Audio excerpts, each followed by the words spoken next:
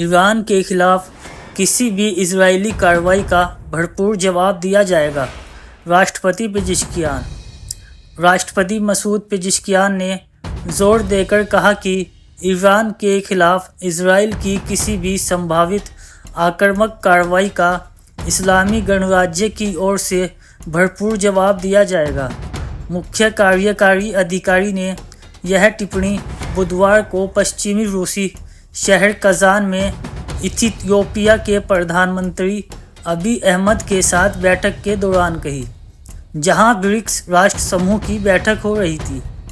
पेजिशकियान ने कहा कि हम क्षेत्र में संघर्ष और तनाव को बढ़ाने के पक्ष में नहीं हैं तथा शांति और स्थिरता के अनुरूप किसी भी कार्रवाई का स्वागत करते हैं।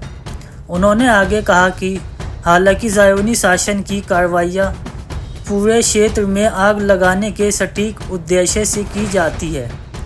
पेजिशकियान ने ईरानी राजधानी तेहरान में 31 जुलाई को फ़िलिस्तीनी प्रतिरोध आंदोलन हमास के पूर्व राजनीतिक ब्यूरो को इस्माइल हानिया की हत्या का हवाला देते हुए कहा कि यह हत्या इस्लामी गणराज्य के विश्व के देशों के साथ संबंध और सहयोग बढ़ाने के लक्ष्य को बाधित करने के शासन के प्रयासों का एक उदाहरण है। उन्होंने अक्टूबर के शुरू में कब्जे वाले फ़िलिस्तीनी क्षेत्रों के खिलाफ इस्लामिक रिपब्लिक के ऑपरेशन ट्रू प्रॉमिस की ओर भी इशारा किया, जो देश और अन्य क्षेत्रीय देशों के खिलाफ शासन की आक्रामक कार्रवाई के जवाब के रूप में था।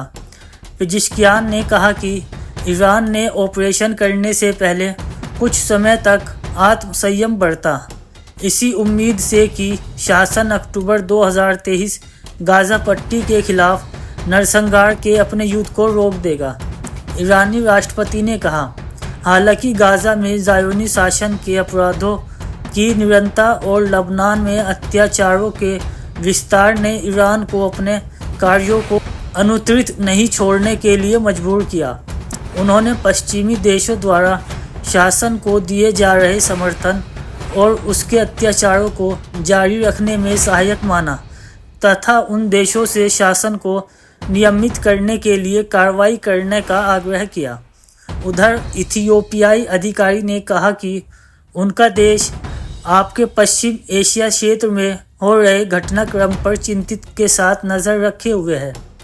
उन्होंने वर्तमान अंतर्राष्ट्रीय और क्षेत्रीय संरचना को असमान माना और कहा कि ब्रिक्स जैसी संस्थाओं ने ऐसी असमानताओं को ख़त्म करने में बहुत प्रभावी भूमिका निभाई है।